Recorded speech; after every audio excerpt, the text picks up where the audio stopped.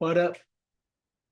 I'm here to tell you, I did some stuff we have achieved. I'm no longer a total noob. I'm no longer a total noob.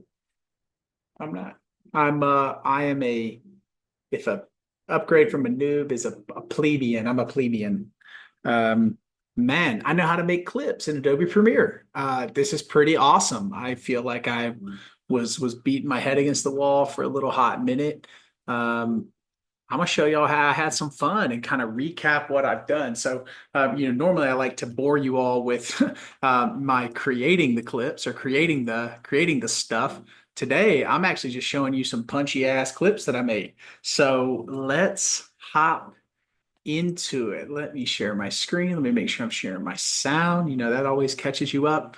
I'm gonna share. Okay, we're recording. All right, so I made a small pivot. If anyone has been watching along, you know that we originally had a file from a video editor. Actually, sort of the process that led me to say, "Hey, I kind of want to do some of this myself." Our original file with the video editor, we had that chopped off of three cameras and three microphones, and he already made all the cuts and adjustments to it. Um, and I can sort of quickly, actually, I'll first show you the things I've done and the accomplishments I've made because I'm pretty proud of them. I think they really look sharp and, professional. I don't know if I'd say, but like they definitely look like they were made by someone that knew what they were doing, which is cool. That was my goal. And then at the end of the video, I'll quickly pull up the other project that shows the already stitched together of the three cameras and what the clips looked like in that effect. And they just aren't as good. So, key lesson learned, always do your clips from your three layers of raw video or two layers of raw video, however many cameras you have. Pull your clips from there because it makes it so much easier than having a already stitched together one single video, and then you gotta kind of pick and choose your battles. So first things first, I actually want to watch the clips I've made. So this interview is with Brian Vance. He's a real estate agent and developer based here in Nashville, Tennessee. Good friend of mine and a super duper sharp and very nice, positive guy in the real estate world. So breaking some molds. So we'll first watch the clips. We've got it in a pretty big effect window. And honestly, guys, like I won't say too much. I'll just let you listen and hear what's being said, and you can get a feel for what the clips feel like. What is a piece There we of go. the real estate process that you think is kind of under highlighted today? I mean, everyone knows essentially how to buy a house. Go on TikTok, they'll show you how to buy a house. Negotiating, but that's like a two-part person. Like it's so much interpersonal work that it's really would be difficult to capture. Renovation is big. It's like there's never enough content about renovating or like designing because it's so specific, market specific, and design specific to your taste. Cool. Clip one, feeling good. You'll notice that we went ahead and on the video we added a text transcription. So we have a full text transcription of everything that was being said. You can edit these text transcripts, right? To if he says fart and he shouldn't have, you can delete it or you can modify what he says to make it accurate or the text accurate. You then also have the control within within your editing. You also have the control to modify the actual text itself. So you can make the text bigger, you can make it smaller. I believe if I click one of these guys, yeah. So if I click one of these guys, the reason that I'm not getting it here is I have this one grouped with the clip because I've already pre-made these, but just to kind of give you an idea of what that looks like. If I click here and I click on this, and instead of fill this color, I wanted the fill to be this color. I click OK, and you can see that the fill changes colors. Command Z gets you away from that. And now we'll go to the second clip. Here we go. Where you're not trying to close on a home, you're just trying to show like what goes into some elements of a negotiation. Yeah, there's so many steps along the way for you to get a new client to take them to the end. that, yeah, I mean, the first call would be a good one, especially for like SEO leads that are warm leads that have like some general interest and you have to like win them over on the phone. That's actually super valuable. And that's something that I'll sit with my team and say, hey, listen, like he was having, like one of my team members was having trouble. He's like, oh, well, he said no or this or that. I said, get him on the phone. Cool. And he kept his hands. I said, well, what about this? Or what about, and it wasn't like punishing the guy. Sure. But just trying to help him. And that was my intention. And the guy was, yeah, well, actually, I'm looking for this and this. I said, hey, would you mind if I send you some stuff and we can continue this conversation? He's like, yeah, that'd be great. Hung up. You can see that my text transcriptions. Here we go. Looked at him. He goes, damn.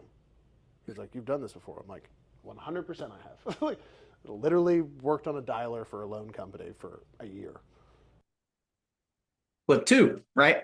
Now, just a few notes, right, to make this as interactive as I possibly can and to give you guys some insight on how the hell I'm doing it. So again, doing this from one single lens. In this case, this was shot on an iPhone 16 that I literally bought the day before this day of recording because we had 4 episodes booked, and I was like, man, I gotta upgrade, make sure I have enough storage. So just to give you the feel for what I'm doing, right? So you can see here what I've done is if I take this 100, let's remember 144, and I can reference that back because here later in the footage, you can see I've already adjusted this.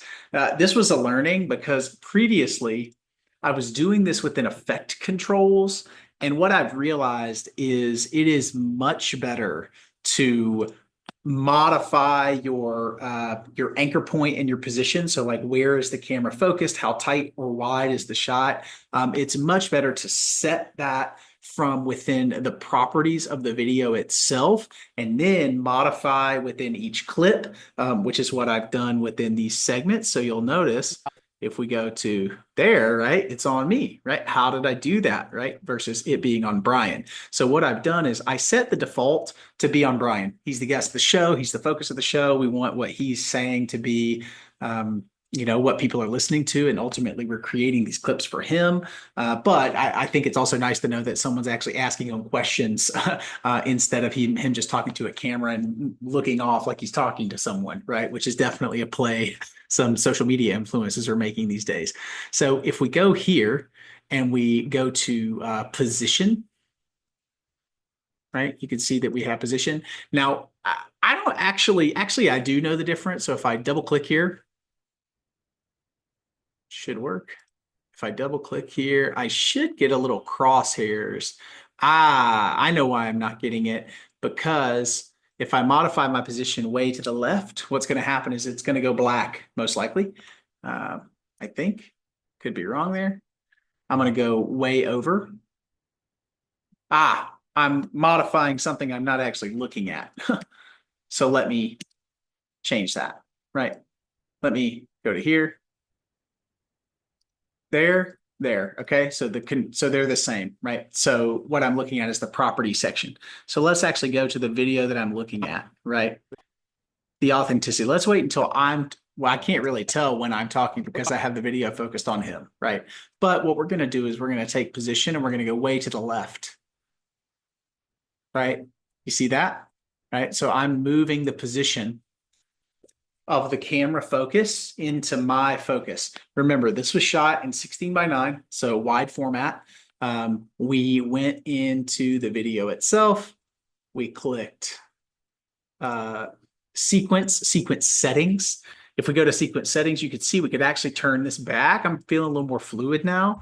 1920 by 1080, right? So we could make this widescreen again if we wanted to.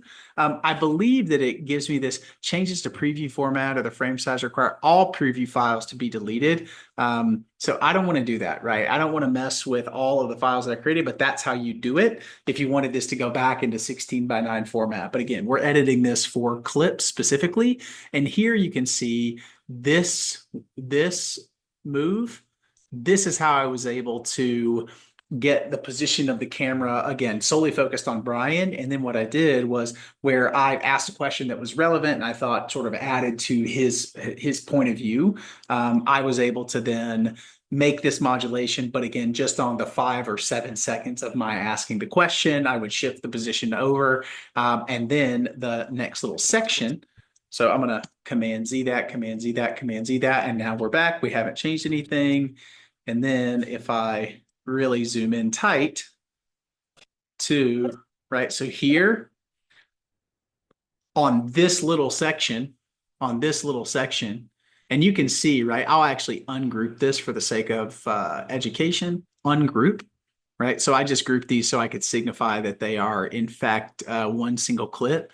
And I click off of this. If I click that, you can see that here my anchor point is different, right? Anchor point is different than here and here. So this is what anchor point that looks like. And this is what anchor point 970 looks like, right? So remembering that this is our standard. This is our standard on the shot, right? This is our standard. And then here, this is different, right? So there you go. Pretty straightforward, right? That's how we did the switch of the clip. And then, I mean, guys, just the punchline. I think I kind of looked on YouTube and asked some questions. I sort of learned how to do this part by myself. So maybe we could even do a small little example, right? Let's imagine we come here and we're listening for another clip. So that's definitely a bigger. I'm like, hey, let me treat this like a business, let it run, so I can also transition. Skip to later in the interview. Let's see what's going on. Show notes with like that property is amazing. Like I know it was one of your first forays, actually doing it soup to nuts yourself. Like that size of a project. Yeah, I mean, buying the home, completely gut renoed. I mean, that was $500,000 renovation. Yeah. A lot of lessons learned on that for sure. What are some of those lessons? Specific, cool, interesting. Yeah, use the bank's money. Okay, this is actually for a real estate investor, right? Brian is a real estate investor, a real estate developer himself. He obviously represents clients doing that. Let's actually make this a clip because this is something that I think he would want to share with his audience, which is great, right? So what we're going to do, right? Everything up to this point was sort of blah, blah, blah. Let's listen in. A lot of lessons learned on that for sure. What are some of those? Okay. A lot of lessons learned, right? So, bam. We're going to click. Actually, we're going to go back. I'm going to go back just a hair because I think the $500,000 renovation is sort of clickbait on this. And I want to catch that in the clip. Size of a project. Yeah, I mean, buying the home, completely gut renoed. I mean, that $500,000 renovation. Yeah. $500,000. Right? Boom. So we're getting to do the whole gamut here. This is exciting. Okay. So first things first, we're going to go to text, right? We're going to go half, and then we're going to add $500,000, right? I'm going to get rid of this little million. Boom. And I'm going to stretch this just to be longer, right? $500,000. Look at that. We're on it. Let's hit play. $500,000 renovation. Yeah. Right? $500,000 renovation. Okay. So now. $500,000. Okay. And now we're going to get really narrow so we can make the clip at the right place. Okay.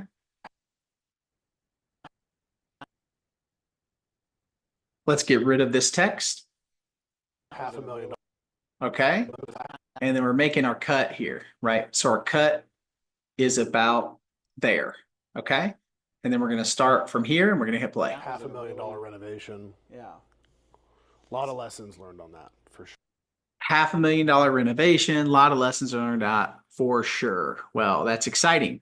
What are those lessons? Sure. What are some of those lessons? Specific, cool, interesting. Yeah, use the bank. Okay, so for the sake of the clip, but also for the sake of educating y'all some and showing really how we're doing this, not just for funsies and practice, but I'm like trying to make a video here. So let's freaking roll it, right? Let's go here. You see what are some? What are some of those? Okay, what are some? we're clipping so that we could get me asking the question. What are some of those lessons? Specific, cool, interesting. Yeah, use the bank's money. Okay. What are some of those lessons?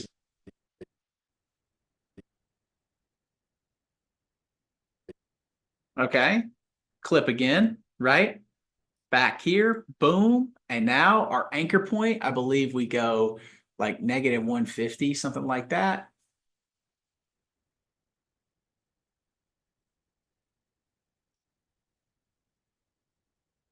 Right?